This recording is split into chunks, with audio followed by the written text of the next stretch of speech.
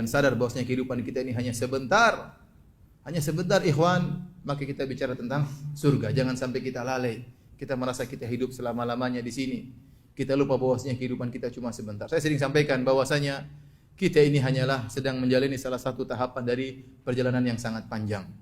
Kita ada beberapa tahapan. Tahapan pertama, tatkala kita masih di janin, umur kita paling setelah ditiupkan ruh cuma 5 bulan atau 6 bulan dalam perut ibu.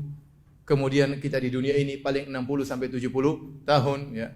Kata Nabi sallallahu alaihi wasallam, "A'maru ummati baina 60 ila 70 wa aqalla man yajuzu dzalik." Umur umatku antara 60 sampai 70 dan jarang yang melewati 70 tahun ya. Kalau ada pun jarang, itu pun sudah bonus, hati-hati ya. Kemudian setelah itu kita akan masuk dalam alam barzah tahapan ketiga yang itu mungkin ratusan tahun, mungkin ribuan tahun. Setelah itu kita akan masuk tahapan keempat di padang mahsyar. Fi yaumin kana miqdaru 50 alf sanah, yang sehari rasanya seperti 50.000 tahun. Disitulah kita menghadapi beberapa tahapan-tahapan, mulai dibangkitkan, kemudian menunggu kedatangan Allah, kemudian dihisab, kemudian mizan, kemudian zulma, kemudian sirat, kemudian qantarah, yang itu semuanya 50.000 tahun. Kemudian tahapan terakhir surga atau neraka yang abadi. Ternyata kalau kita bandingkan kehidupan kita di dunia yang cuma 60 sampai 70 tahun dibandingkan dengan alam barzah saja enggak ada apa-apanya. Apalagi dibandingkan dengan padang mahsyar yang 50.000 tahun, 60-70 tahun sangat sedikit. Dibandingkan dengan surga dan neraka yang abadi, maka 60-70 tahun itu tidak ada nilainya sama sekali. Sangat sedikit, maka harus kita isi dengan sebaik-baiknya. Makanya Nabi SAW waktu beliau tidur di tempat tidur atau di tikar yang kurang bagus, maka dikatakan kepada beliau, kenapa tidak mengganti tempat tidur yang lebih bagus, kasur yang empuk. Apa kata Nabi SAW? Mali walid dunya. Apa urusanku dengan dunia? Innama mathali wa mathalud dunya karakibin istadhalla tahta syajaratin thumma raha fatarakaha. Apa urusanku dengan dunia?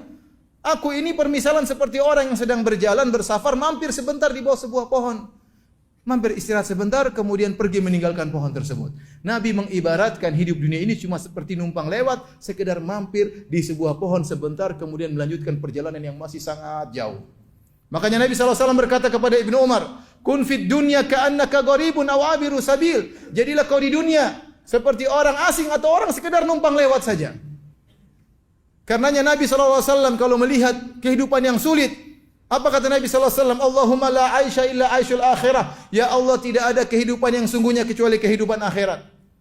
Sebagian ulama mengatakan ini juga diucapkan jika kita melihat sesuatu yang mewah. Dan ini pendapat Syekh Utsaimin rahimahullahu taala. Kapan kita melihat sesuatu yang susah, kapan kita melihat sesuatu yang mewah, katakan ucapan tersebut. Labbaik Allahumma la aisha illa aishul akhirah. Ya Allah, tidak ada kehidupan yang sungguhnya kecuali kehidupan akhirat. Kehidupan yang susah ini hanya sebentar. Kapan Nabi ucapkan tersebut? Tatkala dalam perang Khandaq tahun ke-5 Hijriah, tatkala Nabi pasukan cuma sekitar 2.000 orang.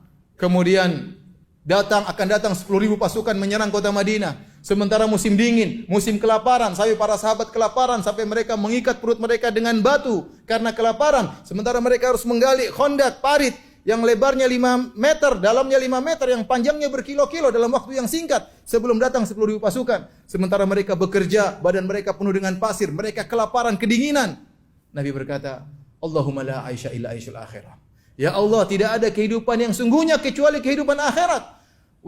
Farhamil ansara wal muhajirah. Berilah rahmatmu bagi kaum ansar dan kaum muhajirin. Antum juga demikian. Kalau antum pulang ke rumah enggak ada makanan, bilang istri, sayang, sabar. Tidak ada kehidupan yang sungguhnya kecuali kehidupan akhirat. Sabar. Sabar. Kalau antum pulang ke rumah diomelin sama istri, antum bilang, ya diriku, tidak ada kehidupan dunia kecuali kehidupan akhir. Ini ngomel-ngomel cuma sebentar saja, enggak lama. Sabar. Kalau antum lihat orang punya rumah mewah, punya mobil mewah, jangan terpedaya. Tidak ada kehidupan yang sungguhnya kecuali kehidupan akhirat. Kemewahan tersebut hanya sebentar. Agar kita ingat selalu bahwasanya ada namanya darul akhirah. Kampung yang sungguhnya, kampung nenek moyang kita, yang kita diperintahkan untuk kembali kepada kampung tersebut, yaitu surga Allah Subhanahu wa taala. Caranya bagaimana? Dengan beramal saleh.